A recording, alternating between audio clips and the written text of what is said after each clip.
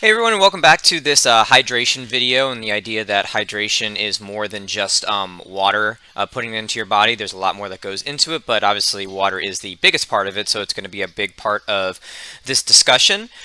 Before we go any further, just want to put out there, I am not a doctor or a nutritionist. I am a high school distance coach, and I've been running my whole life, and I've lived most of my life here in the Tampa, Florida area, where obviously heat and humidity is a huge factor in preparing just for normal runs and just daily activity. So come up with a bunch of different things and just in what's worked for myself and the athletes who I coach, to make sure that we're fully hydrated, not just the water, but also the other things that go into hydration that's more than just the water. So just out there, I am not a medical doctor or a nutritionist. I am a high school distance coach, and this is what has kind of worked for us here in Tampa, Florida. Really a good time for this to happen. About a week ago from, actually exactly a week ago from today, is when here in Tampa, Florida, we had our first 90-degree temperature. I think it was 91 degrees on Easter Sunday. And it was the warmest Easter Sunday since they've been recording history, so really appropriate time to start doing this. A lot of the country is still really cold, but our winters and a lot of times our spring, they're very short and almost non-existent here in Tampa, so we have to always stay on top of these things. But obviously it's a fact, no matter where you are, there's going to be some point. Everybody in this country is going to have an entire world if you're trying to do running where heat is going to be a factor, and whenever that sort of starts to happen is where this is going to come into play for you. Now, I always find that this time of year is the most dangerous for us here in Tampa. April, beginning of May even, especially, is really important to really focus in on this, because you're coming out of a cooler part of the year, so you're not heat acclimated. You're not used to this, so you're going to sweat a lot more and lose a lot more of what we're going to be talking about here. So let's go ahead and get right into this. Most of the information is from the U.S. Department of Health. I'll tell you if anecdotally something is coming from what we've done with, but for the most part, the information that you're seeing here is from the U.S. Department of Health. And in fact, this infographic you're seeing on the screen is directly from them. The other two you're going to see I created myself based on information from the U.S. Department of Health. So everybody knows that water is more than 50% of human body weight. We've seen things like this throughout health class and things like that. Just to point out some of the things that water does for you as just a person, but also especially as an athlete that we're dealing with here. Keeping mucous membranes moist, that's dealing with your breathing if you're doing aerobic work. This is sort of a side factor of it. Typically, this is going to be more in drier weather, so maybe out in the west part of this country, you've got Arizona, places like that where it's really dry. Not really as big of an issue for us here in Tampa because we're dealing with a dew point and humidity that's usually off the charts on a daily basis. But if you're in a more dry location, this can help with those areas that if you may have any issues. To kind of go through some of these other things, we already talked about this. On the right-hand side here are some of the other more important things in dealing with athletic performance. So it regulates body temperature. Obviously, sweating, a big part of it is to cool down your body so it doesn't get too hot. Athletic performance suffers when the enzymes, the working enzymes that's converting various elements into ATP or energy for your cells, only work in a very narrow range, right? About 108 degrees, if it gets much beyond that, a lot of these enzymes almost completely shut down. Enzymes like to be at homeostasis, or at a very specific temperature. Now, you say 108 degrees, well, that would be a super high fever. You're not getting to that point. That's for more your core temperature, but a lot of your working muscles do get at a very high temperature, more so than your core. Obviously, your legs are where a lot of your athletic performance is coming from in terms of track and field, and those do heat up at a very high level. In fact, those need to be higher than normal core body temperature of 98.6 to work at an optimal level. So it's a very narrow range, and it's part of the reason why you do a warm-up is to get these working muscles at an optimum range. And being hydrated and sweating itself is going to help keep those enzymes in the optimum range so that you can deliver solid athletic performance. And not having this will obviously cause that to get out of the normal range. And then down here, also really important for aerobic work, it helps deliver oxygen all over the body. If we're dealing with aerobic work, and most of, or a lot of what we deal with is in training is through aerobic work. Even if you're doing sprint-based training, the aerobic system is going to help, get the ATP resynthesized and things like that. Everything you do has to do with oxygen, and having enough water definitely helps in terms of keeping that all on point. So that's nothing too groundbreaking there.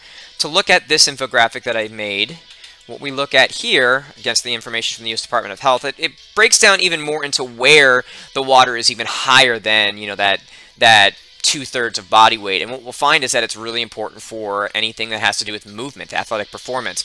Brain is the central governor. The idea being is if the brain doesn't like something, the rest of the body is not going to do it. The brain is part of the reason why the body starts to hit the wall in the marathon, because of things like glucose and sugar reduction. So if the brain loses this, if it's out of that window of 75% water, it's just not going to like it, and it's not going to allow anything to continue. Blood is a liquid, so it's even higher percentage of water, and if this starts to get messed up, you're not going to be able to deliver oxygen on that blood. You're not going to be able to get rid of waste products like acid from working muscles, and it's just sort of a big issue. Same thing with heart. All these things are sort of combined. The heart is 79% water, so it's going to have a big issue. And then the working muscle, 75%. All these things really important to have that high water content, and if that gets out of the normal range, it becomes an issue. In fact, a couple studies have shown this. The latest one I saw was from USA Track and Field, was that if you lose 1% of body weight, you lose about 10% of athletic performance. So that is, again, from USA Track and Field, not US Department of Health. Study found that 1% of your body weight being lost in water, you're going to lose 10% of athletic performance. That's, it's still a decent amount of water if you think about 1% of your body weight, but 10% for losing 1% of body weight. So if you go into a workout and you're already dehydrated, if you've already lost, almost 1% just because you're dehydrated, your performance in that workout or that meet or something is just definitely going to suffer, just because of these not having the amount of water that they need. Liver and kidneys. Liver has to do with synthesizing, in athletic performance, stored glucose into more readily usable energy, carbohydrates. So if this isn't working properly, it's going to be an issue. And it also has to do with getting rid of excess lactate, which is one of the waste products from fast running. And the kidneys are obviously going to get rid of some of that waste product too. Interestingly enough, one of the things that has, bones health is obviously really important for athletic performance. If your bones break, you're not going to be very athletic. But the idea being on a day in, day out basis, it's not really going to be much of an issue if you have healthy bones. But you see that they're not really a big issue with water. So just kind of a different comparison here between these things that we really think of as being really important in athletic performance: blood health, the heart, obviously working muscles, very high in water, as well as indirectly liver and kidneys. Bones, which has to do with structure, not as big here. So obviously water is a huge part of this. Again, 1% loss, decrease of 10% in athletic performance. But obviously water is not sweat, right? Water is in sweat, but there's also a really important thing that we need to consider when you're doing this. Now, I think that drinking water is the most important thing. I tell my kids at Wharton High School here in Tampa that we need to be, 6 to 7 regular water bottles in a day is sort of like that baseline. If we're getting into more hot parts of the day, hot parts of the year, we definitely need to up that even a little bit more so. In fact, I keep a cooler of ice water in my room so they can just kind of swing by and get it on their way to class if need be. But there's more going on here. The analogy that I always will tell my kids is, let's say you have lemonade, because we would never drink soda or something like that. Let's say you have lemonade and you drink half of that glass of lemonade. And somebody comes up to you and says, hey, let me go ahead and fix that for you, and just fills it back up with water, just replacing the lemonade that was replaced. You wouldn't like that person very much, because they didn't just give you lemonade, they didn't give you more lemonade, they gave you watered down lemonade, or they gave you lemon flavored water. It's not the same thing. In the same way that if your body sweats out a lot of sweat and these other things we're going to talk about that's in sweat, and you just replace it with water, well, now you've created a really big imbalance. The idea being is that you need electrolytes, we'll look at here in one second, in order for a lot of these things to operate correctly, for your heart to pump properly. One of them, potassium, is a huge factor in that. For muscles to fire correctly, you need that. In fact, every single time a muscle moves, you're going to use some of these electrolytes we'll talk about here in one second. But that is the idea, is if you are just losing sweat and only replacing it with water, it's eventually going to be an issue. Now, that is typically the in and around the extra. So in a workout itself, you're probably just going to want to fuel with water so that you're not dealing with any issues of digestion. Obviously, the sugar that's going to be in most sports drinks is not that big of an issue, but it can affect things a little bit. in actually a workout. So that would be more for after. So if we have a really hard workout, we're on the track and we're doing, VO2 max aerobic power intervals, a really hard workout on a hot day, I would typically tell the kids, make sure you're getting a sports drink tonight. Make sure you're getting at least, especially in the summertime, with your water you're consuming, add a sports drink of some kind. It just sort of helps to do that balance, as well as a good diet that we're going to talk about here. So let's go ahead and look at the idea of these electrolytes and how they sort of play a factor. That's not what I wanted to do. Okay, here we go. So this is what is lost in a liter of sweat. This is, again, information from U.S. Department of Health. So there's a lot that's in sweat that's not just water. So if you got rid of all the water, this is what would be in a liter of sweat. We would find that the biggest thing is chloride, which is one of the electrolytes, 6.2 grams in a liter of sweat. The second biggest is going to be sodium, which most people usually first think about when they think of electrolytes. We're going to have 3.2, about half of the chloride. And then the second biggest electrolyte that people typically think about is potassium. As you'll see, you got about twice as much sodium as you have potassium, and about a fourth of that, actually even less than that, in the chloride. And then the two sort of forgotten electrolytes, the two that people usually think about, are calcium and magnesium. Now, they're a much smaller portion of it, but they're no less important, because this magnesium has to do a lot with muscle firing and synchronization, and calcium is the electrolyte I was mentioning. Every single time you move, you use a little bit of calcium. The neurotransmitter that causes your muscles to fire every single time uses a little bit of calcium. So if you're using that in a high workout, plus you're losing some in terms of your sweat, and then maybe you're dealing with athletes who are still in growth and maturation. They're repairing bones at a higher rate because they're growing, as well as the structures being rebuilt in terms of high performance training. You can see that this can become a little bit of an issue. Protein is also lost in sweat. Phosphate, not really typically considered an electrolyte here, because it really doesn't have to do with a lot of those things that we're dealing with. The electro energy, as well as iron, has to do with a lot with blood health, but really not considered an electrolyte. This is just everything that's in sweat that's in sweat that's not water. So when we're dealing with this, we're talking about electrolytes. We're talking about chloride, sodium, potassium, calcium, magnesium. So these are the things that you really do need to think about. Now, basically, salt is what people usually think about first thing in terms of electrolytes. This is not usually going to be much of an issue with your kids. If they're eating a normal diet, they're probably having maybe chips with lunch, or a lot of the sports drinks, they get a decent amount of this. This typically isn't going to be much of an issue. Normal human diet is going to get adequate amounts of sodium. Usually it's even a little bit too high. So this usually isn't the issue. Potassium, the one that a lot of people think about a lot, usually isn't a huge issue too. If you're having a fairly healthy diet, you've got this in a lot of fruits and vegetables.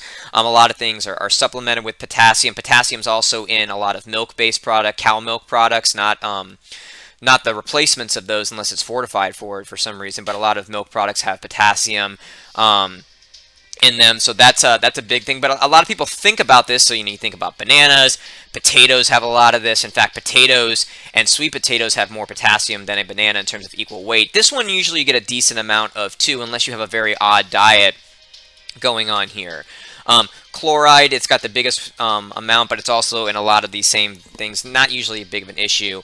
Calcium's kind of an interesting one for a couple reasons. One, if you were to go back in time, a couple of companies started to try and, a lot of sports drinks have sodium, a lot of them have potassium, they have sugar, that glucose to help with athletic performance, and a couple of them for a few years tried putting calcium in it because it is really important. Again, it's not a huge percentage of the actual weight here, but because it's also with movement and a lot of other things that get used with athletic performance, it is an important electrolyte. And they stopped putting it in it because it really makes it cloudy and kind of chalky looking and not really appetizing, which is unfortunate because this is where a lot of things can happen, even though it is a very small percentage of it, because you're using so much of it and you're dealing with people growing. Also, the issue becomes because a lot of this you're getting from your milk products, your cow's milk, your animal milk products, and a lot of people now today are going more towards your replacements, your almond milk, your soy milk, things like that. Unless those are fortified, those do not have calcium, or at least not significant amount of calcium. So this is one that can fall through the crack. So if you're trying to get some of this and you're not really, going with supplementation, milk products are really good. Yogurt, maybe yogurt with lunch or something like that for your kids. In fact, if it is, like a strawberry yogurt or something like that, you're probably getting some potassium. Sodium is also in milk. You're getting some chloride in there too. It's kind of getting a lot of the things going on there that you need for athletic performance. But that's something that you may need to kind of look at, sort of adding to your diet. If you're having an issues with cramping and things like that, obviously just dehydration can cause cramping, but this can be an issue with it also. Magnesium, you can get through lots of fruits and vegetables. Peanuts are really good sources of this. This is also one that you may want to look at, because even though it's a small amount, because it's a small amount, people typically do overlook it a little bit. So those are the important things. Is if you have a kid, in fact, we had a kid a couple of years ago, a really, really strong distance runner, ended up going to a Division I college. She was very, very high level, an 1830 cross country kid, 1130s in the 2 mile. Really, really strong athlete. There was one race, and I still can remember it vividly, in cross country. It was regionals, and this kid was in the top 10 coming through at the end of a regional meet. And obviously here in Florida, regionals for cross country can still be a really hot time of year for us in October. And this is a kid who is practices Islam, is very very religious, and wears a hijab quite all the time. Let's say quite often. And the heat really kind of gets to this kid, and it turned out that she really was not getting a lot of these electrolytes. And it was about maybe 50 meters left in the cross-country regional championship. She's in the top 10, and something just kind of broke down in terms of the muscle firing, which has to do with electrolytes, and basically walked across the finish line. It was so weird. Like, she was moving her arms like she was trying to run in that kind of mechanic, and had almost running form in her legs, but the power just was not there. The muscles were not firing in the way. And what we kind of decided and determined after talking with, our school trainer, and just sort of talking with her about her diet, was these are the things that were lacking. She wasn't really eating these things that were replacing the electrolytes, wasn't getting a sports drink in there, and just the diet wasn't getting some of these things that they needed. And we fixed this, and fortunately it was a one-time thing, but because she was sweating out so much because of what she's wearing and everything, it really can be something that you have to really watch, especially as you're going from a cool part of the year to the more hot part of the year. So really sort of watch this in with yourself. If you're having a lot of issues with cramping or just kind of bonking at the end of workouts, it might be that your aerobic system isn't strong enough. Maybe you're just not quite there yet in terms of your training, but this can be a big factor in it. Is, do you have the electrolytes? Do you have the water intake to get yourself all the way through? As we said, 1% loss equals 10% reduction in athletic performance. And then if you're losing this in terms of sweating out 1% of your body weight, you're losing all of these really important things that have to do with athletic performance. So really kind of watch these things. It's something that can kind of creep up on you because you just don't think about it afterwards. Usually after a hard workout, you're just thinking about reloading on anything that you can just get in your system because you're so hungry. Make sure you're really watching this. Make sure you're getting enough good, just regular water, but also that you're not neglecting these electrolytes that are a big factor in it. So if you like this video, please think about liking or subscribing. If you found it helpful, maybe share it around. If you have any questions, please ask them in the comments down below. And until next time, this has been Coachy TV.